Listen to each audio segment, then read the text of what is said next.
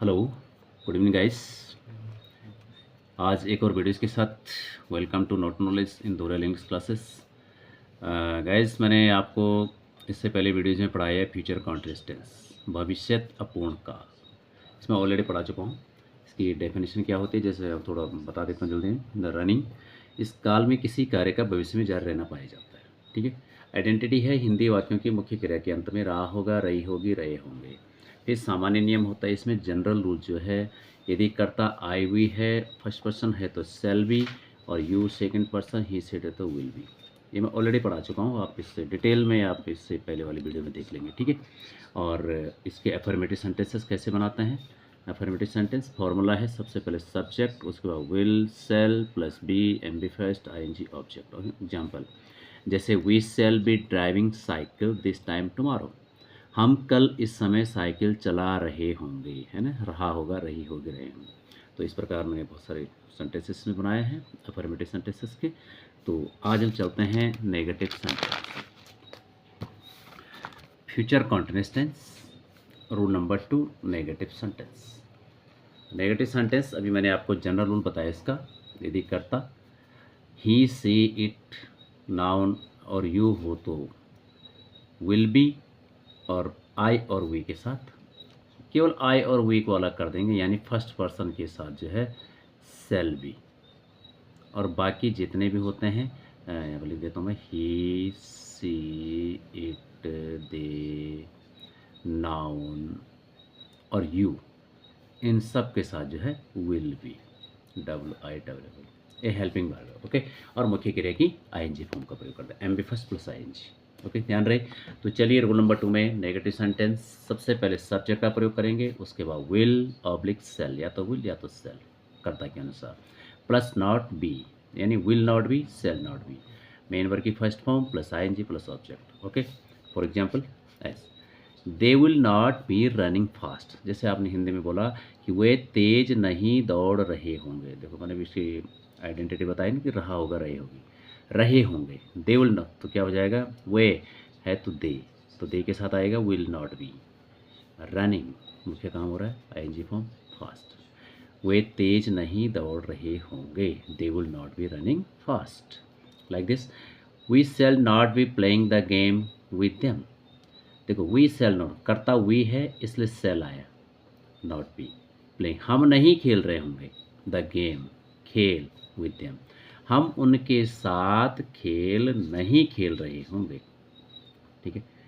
He will not be looking for you, वह तुम्हें नहीं ढूंढ रहा होगा, ही करता है इसलिए विल आया, ही will not be looking means ढूंढना, देखना, फॉर यू, वह तुम्हें नहीं ढूंढ रहा होगा, he will not be looking for you. Sita will not be going to market, Sita बाजार नहीं, मंदिर नहीं जा रही होगी।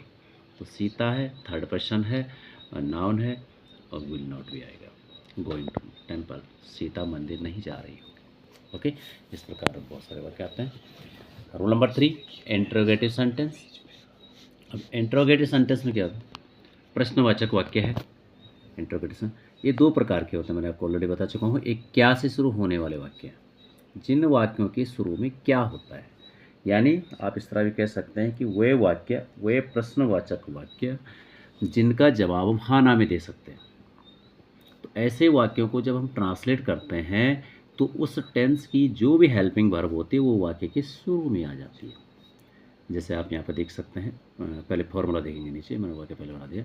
फॉर्मूला देखो, जैसे इस टेंस की हेल्पिंग वर्ब है विल और सेल, तो देखिए विल और सेल सबसे पहले आ जाएगी कर्ता के अनुसार। यदि कर्ता आई हुई होगा तो सेल पहले आएगा, ही, सी, इट, नाउन, यू कुछ भी होगा तो विल पहले आएगा, है ना, प्लस सब्जेक्ट, उसके बाद बी, यानी सेल सब्जेक्ट बी, सेल और सेल बी और विल बी के बीच में सब्जेक्ट, प्लस मेन वर्ब की ING form, main verb first plus ING plus object plus question mark. जैसे will you learning the poem, क्या तुम पोयम याद कर रहे होंगे।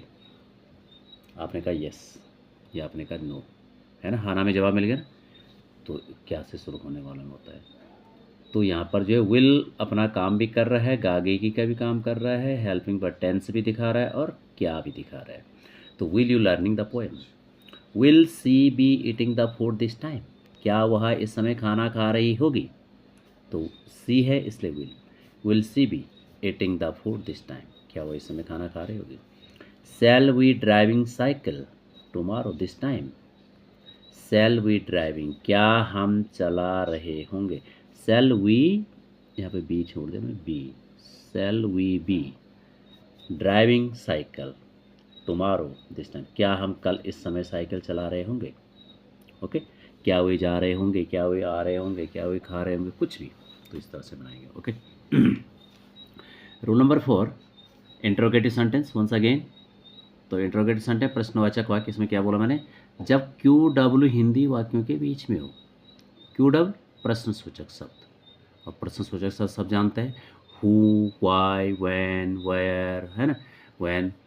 तो जब वो हिंदी वाक्यों के बीच में हो तो सबसे पहले उसकी अंग्रेजी लिख देते हैं, क्यू डब्ल्यू से शुरू होने वाले वाक्य। तो देखिए, तो इसका फॉर्मूला है, सबसे पहले वही क्यू डब्ल्यू आ जाएगा जो भी आपकी हिंदी में होगा, उसकी अंग्रेजी आ जाएगी, प्लस विल या सेल, कर्ता के अनुसार। यदि कर्ता आई हुई होगा तो यहाँ पर सेल आएगा क्यू डब्ल्यू के बाद, और यदि यू, ही, सी कुछ सेकंड पर्सन थर्ड पर्सन होगा तो विल आएगा, और plus B, plus main verb की first form ING plus object plus question mark. Okay. अब जैसे which book will she be reading, वह कौन सी किताब पढ़ रही होगी? देखो, किताब आपको पता है किताब पढ़ रही, लेकिन ये पता नहीं कौन सी किताब है, इसलिए विच बुक, ये क्यू डब्ल्यू है। विल आए क्योंकि थर्ड पर्सन है, कर्ता सी है। विल इसके she be, which book will she be reading, वह कौन सी किताब पढ़ रही होगी? Okay. Where will they be going this time, where will they be going, वे कहाँ जा रहे होंगे? कहाँ, तो कहाँ की अंग्रेजी सबसे पहले आ गई, वेयर। विल क्योंकि कर्ता दे है, where will they be going this time, वो इस समय कहाँ जा रहे होंगे? विद हुम, किसके साथ, आपको पता है किसी के साथ है, पर लेकिन आपको ये नहीं पता किसके साथ है, इसलिए विद हुम यहाँ पर क्या है, क्यूडो। Will he be playing tomorrow, वह कल किसके साथ खेल रहा होगा? Will he be playing tomorrow, वह कल किसके साथ खेला? तुम कल किसके साथ जा रहे होंगे, तुम कल किसके साथ खेल रहे होंगे, कुछ भी। इस प्रकार के बहुत सारे सेंटेंसेस आप बना सकते हैं। और thank you, thanks for watching, try to understand. Okay, thank you.